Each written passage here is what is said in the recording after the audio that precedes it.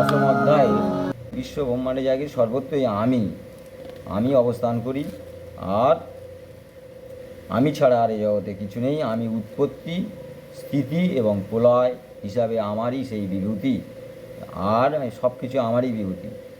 তারপরে কি বলছে, 22 নম্বর শ্লোকে বলছে, তার আগে আর কি বলেছে, যে আমি আদিত্যের মধ্যে আমি বিষ্ণু, এবং জ্যোতিষমানের মধ্যে অন্য প্রকাশকগণের মধ্যে আমি সূর্য, এগুলো বলেছে।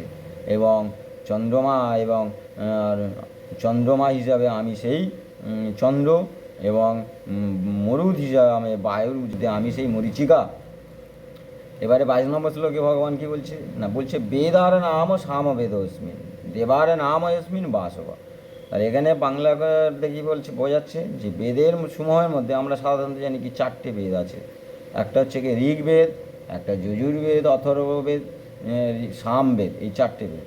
তাহলে কি বলছে, বেদার নাম সামবেদ অস্মিন, তাহলে বেদের মধ্যে আমি সেই সামবেদে সাধারণত ভগবানের স্তুতিগুলো করা হয়েছে, ভগবানের সম্পর্কে স্তুতি করা হয়েছে, হ্যাঁ, এবং সেটা গানের আকারে করা হয়। তাই সেই বলছে বেদ সমূহের মধ্যে আমি সামবেদ, দেব নাময় অস্মিন বাসবা, দেবতাদের মধ্যে ইন্দ্র। কেন ইন্দ্রকে বলা হচ্ছে, দেবরাজ, দেবতাদের রাজা হচ্ছে কি ইন্দ্র, সেই হিসাবে ইন্দ্রকে এখানে প্রকাশ বলা হচ্ছে। সেই ইন্দ্রই ভগবানের বিভু হিসাবে, সেই ইন্দ্রই ভগবানের বিভু। আর কি বলছে, বেদ সমূহের মধ্যে সেই সামবেদ হচ্ছে ভগবানের বিভু বেশি এখানে। আর কি বলছে, ইন্দ্রিয়ার নাম মনোচয়সিমি, ইন্দ্রিয়গণ, আমাদের এই শরীরের যে 11টা ইন্দ্রিয় আছে, 5টা জ্ঞান ইন্দ্রিয়, 5টা কর্ম ইন্দ্রিয়, আর একটা অন্তঃকরণ ইন্দ্রিয়। তাহলে 5টা জ্ঞান ইন্দ্রিয়র মধ্যে কি আছে, চক্ষু, কর্ণ, নাসিকা, জিহ্বা, ত্বক, 5টা জ্ঞান ইন্দ্রিয়। যে ইন্দ্রিয়গুলো আছে জ্ঞান ইন্দ্রিয়, সেই ইন্দ্রিয় সেই বিষয়ের দিকে ধাবিত হয়ে মনের খেলা চলতে থাকে। আর 5টা কর্ম ইন্দ্রিয় আছে, কি 5টা কর্মেন্দ্রিয়, হাত, পা, পায়ু, উপস্থ আর বাক। হস্ত, পদ, পায়ু, উপস্থ আর বাক। হাত পা আমরা জানি, আর পায়ু উপস্থ সম্পর্কে অনেকেই জানে না। একটা হচ্ছে কি মল ত্যাগ করার দ্বার, আর একটা হচ্ছে মূত্র ত্যাগ করার দ্বার, আর বাক এই মুখ। আর জ্ঞানেন্দ্রের মধ্যে চক্ষু, কর্ণ মানে কান, নাসিকা মানে নাক, জিহ্বা মানে জিভ, এবং ত্বক, এক একটা ইন্দ্রিয় এক একটা কর্ম করে। ত্বক স্পর্শ ইন্দ্রিয়, স্পর্শের কর্ম করে। আমরা বাতাস চোখে দেখতে পাই না, যখন বায়ু বয় তখন আমরা স্পর্শ ইন্দ্রিয়ের মাধ্যমে অনুভব করি যে বায়ু বচ্ছে। এসব স্পর্শ এক একটা ইন্দ্রিয় এক একটা ভাবে কর্ম করে। তাহলে এই জন্য বলা হচ্ছে যে ইন্দ্রিয়ার নাম মনে চায়, মানে এই যে একটা মানুষের শরীরের মধ্যে কি আছে, 5টা জ্ঞান ইন্দ্রিয়, 5টা কর্ম ইন্দ্রিয় প্রতিটা জীবের মধ্যে আছে। কিন্তু পশু পক্ষীদের মধ্যে ইন্দ্রিয়র প্রকাশগুলো খুব বেশি হয় না, ওরা সাধারণত 3টে ইন্দ্রিয়ের মধ্যে বিচরণ করে। আহার, নিদ্রা আর মৈথন, এই 3টে অবস্থায় ওরা বিচরণ করে। কিন্তু মানুষের মধ্যে গিয়েছে এই ইন্দ্রিয়, 5টা ইন্দ্রিয় নিয়ে মানুষ, ইন্দ্রিয়র মাধ্যমে মানুষ পুরো বিশ্ব ব্রহ্মাণ্ড জয় করে ফেলছে এবং ভগবানকেও খুঁজে পাচ্ছে। তাই কঠোর উপনিষদে বলছে যে এই কঠোর উপনিষদে এক জায়গায় বলছে যে আমি হৃদয় গুহ্বরের মধ্যে অবস্থান আছি হে আত্মা হিসাবে। আর ভগবান এবং বিষ্ণুর মধ্যে কথোপকথন বলছে যে বিষ্ণু বলছে, ভগবান তুমি যেখানে লুকাও না কেন সেখানেই তোমাকে এই মানুষ এত বুদ্ধিমান, এত চালাক, এরা খুঁজে পাবে। তুমি পাহাড়ে যাও, জঙ্গলে যাও, এবং এই বিশ্ব ব্রহ্মাণ্ডে যেখানেই থাকো না কেন, এই মানুষ তোমাকে সেই খুঁজে পাবে। তাহলে তোমাকে খুঁজে পাবে, তখন ভগবান বলে তাহলে আমি কোথায় লুকাবো, তাহলে আমাকে খুঁজে পেলেই মানে আমাকে পাওয়াই মানে তো মুক্ত হয়ে যাও। ভগবান বলছে আমি খেলবো, ছিলাম এক, হবো বহু হয়ে এখন খেলছি। যখন আমাকে পাবে বা আমাকে জানতে পারবে তখন খেলা বন্ধ হয়ে যাবে। সেই কারণেই ভগবান তখন বললো তাহলে আমি হৃদয় গহ্বরের মধ্যে অবস্থান করি। সেই জন্যে আমরা প্রতিটা মানুষ যখন আমরা বলি যে আমার হৃদয়ে ভগবান বিরাজ করছে, প্রতিটা জীবের মধ্যে নারায়ণ বিরাজ, সর্বভূতে নারায়ণ আছে, এটাই যেমন আমরা বলি, ঠিক সেই রকম সেটাই বোঝাতে যাচ্ছে যে এই ইন্দ্রিয়ানাও মনে চলবে। সেই ইন্দ্রিয় হিসাবে আমাদের যে 5টা কর্মেন্দ্রিয়, 5টা জ্ঞান ইন্দ্রিয়, আর অন্তঃকরণ ইন্দ্রিয় আছে মন। মনের আবার 4টে ভাগ আছে, মন, বুদ্ধি, চিত্ত, অহংকার, এইগুলো আছে। তাহলে সেই মনই শ্রেষ্ঠ, যার মন যত উন্নত মানের হবে সে তত উন্নত চরিত্র, উন্নত ব্যক্তি হবে। আর ভূতার নাম অস্মিন চেতনা, প্রতিটা ভূতের মধ্যে যে চৈতন্য স্বরূপ বা চেতনা, সেটাই আত্মা বলা হচ্ছে।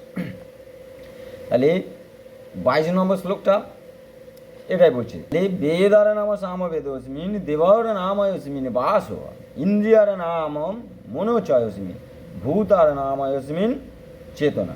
তাহলে আমরা যদি এই 22 নম্বর শ্লোকটা একটু বিশ্লেষণ করি বা অনুধান করার চেষ্টা করি, তাহলে ভগবান এখানে কি বলছে, 8টে বেদ আছে, বেদ চতুষ্টয়ের মধ্যে সামবেদ ভগবানের বিশেষ বিভূতির প্রকাশ, এটাই বলতে আছে।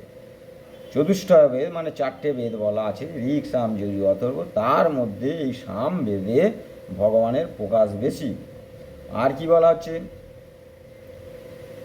আর অগ্নি বায়ু আদি যে সমস্ত দেবতায় আছে, সূর্য চন্দ্র বিভিন্ন যে দেবতা আছে, সব কিছু দেবতার ভগবানের যে বিভূতি হইতে শ্রেষ্ঠত্ব হেতু সেই হচ্ছে ইন্দ্র।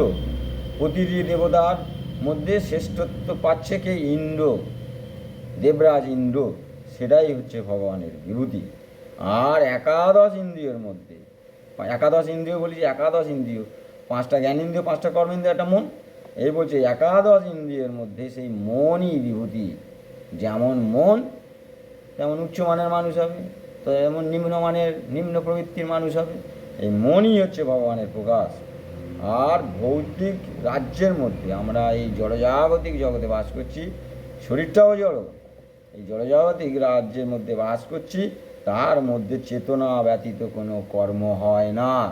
চেতনা ব্যতীত প্রতিটা জীবের মধ্যে একটা পিঁমড়ে, ছোট ক্ষুদে পিঁমড়ে যদি যায়, হালকা করে তাকে ছুঁইবে, সে তেমন ঘাপটি মেরে চুপচাপ বসে যাবে, থাকবে। কিছুক্ষণ যখন দেখবে কোনো জায়গায় কোনো বিপদ আপদে আঁচ পাচ্ছে না, আবার গুড় করে হেঁটে চলে যাবে।